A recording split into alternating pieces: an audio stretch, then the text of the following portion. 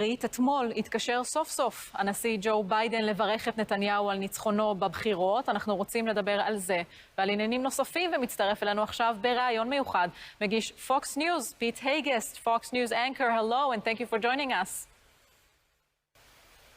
Thank you for having me. So Benjamin Netanyahu is back on the prime minister's chair. How do you explain President Biden's delay in giving a congratulations call to Netanyahu?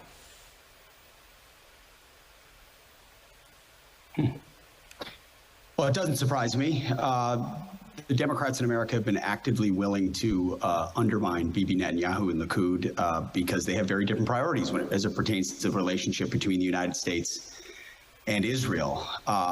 I want to personally give a huge congratulations to Bibi Netanyahu for his resolute commitment to fighting through we have a deep state in America. There's a deep state in Israel as well. He had to fight through that and a media, except for Channel 14, that sought to his destruction.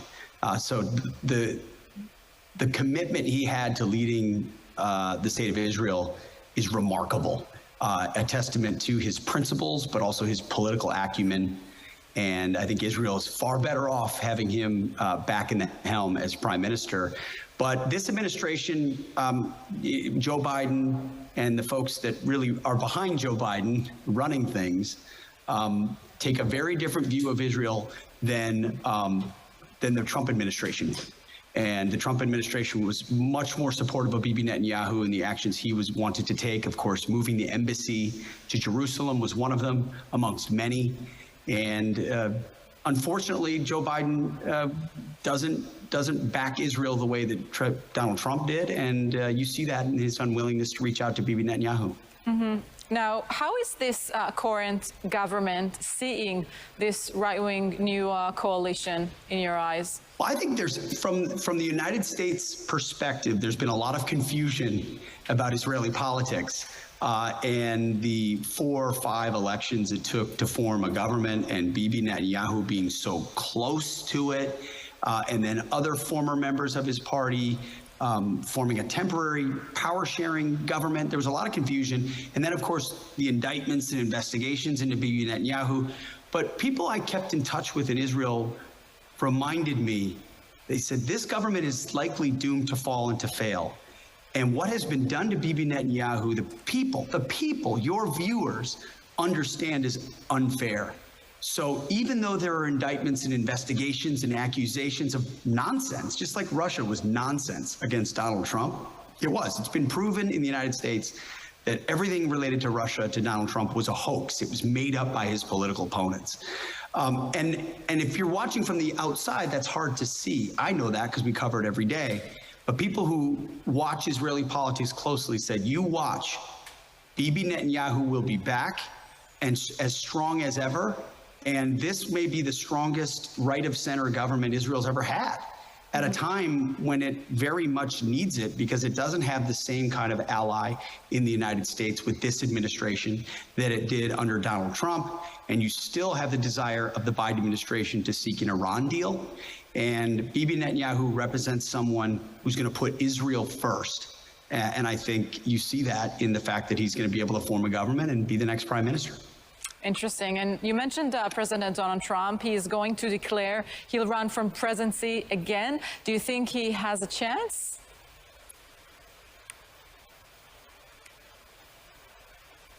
Oh, yes. No doubt about it. Donald Trump is the leader of the Republican Party in America. No one else is even close. And this midterm election is going to be a disaster for Democrats. They're going to lose seats in the House and the Senate.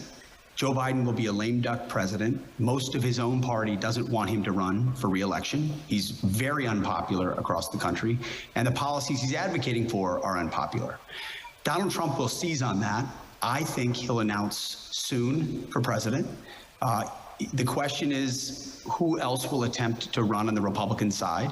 The big question is whether the governor of Florida, Ron DeSantis, will attempt to run. If he did, there'll be a clash. But I think if you look at it right now, The Republican Party is Donald Trump's party. He's totally remade it into an America First party. A lot of the candidates that will win on Tuesday are candidates hand-selected by Donald Trump.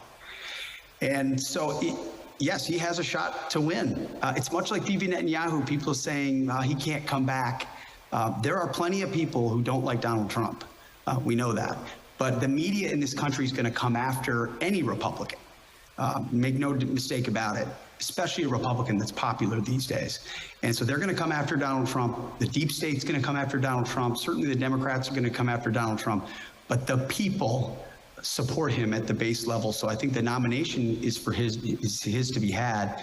And anything can happen in a general election, especially now that we know that Russia was a hoax from the beginning. And if he were to become president, again, now he knows how Washington works. And I think he'd be even more dangerous for people who want to protect the status quo. Mm-hmm. So Pete, how do you see the outcome of these midterms? These midterms are going to be an absolute rejection of the failed policies of the modern Democrat Party. Joe Biden decided to ignore common sense, which would mean you're trying to improve people's lives. That's common sense. And instead, he decided from almost the beginning he took over that he was going to side with the hard left, the socialist left of his party. And so they added trillions and trillions of new spending. He focused on things like, the COVID mandates, of course, were a big part of that. And then climate change legislation, social justice activism, and really the Squad, which is a socialist group in the House, and Bernie Sanders, who's a socialist, he really moved in their direction to try to keep criticism away. At the same time, you've got prosecutors in certain states in America letting criminals go free. You've got a border that's wide open in our southern border. Imagine, Israel has a very effective border fence that stopped a lot of the suicide bombers that were coming across for years during intifadas. Yes. We have a wide open southern border. 5 million people have crossed during Biden's term. You've got parents have woken up to the radicalism being taught in schools in America. America's schools are captured by the hard left in what they're teaching. And then inflation. The amount of money that they've spent is costing everybody more every single day. And Joe Biden went at fossil fuel industries, at energy, and trying to say that we're going to have a green future, when the reality is we're still very reliant on traditional forms of energy. So this is, I've called it the sanity election. I think voters are voting for sanity, for people who say that men can't be pregnant, because that's one of the things the left is pushing through their transgender policies. So this will be a rejection of a failed governing class and an opportunity for Republicans to show an alternative and really a preview for what the 2024 election could look like. Pete Haggist, Fox News, thank you so much for this interview. Thank you, and God bless Channel 14. Thank you for what you're doing in Israel to provide another voice, the other side of the conversation that has been missing for so long. We salute you here at Fox News Channel 14 for everything you're doing. Thank you so much. Thank you. Thank you.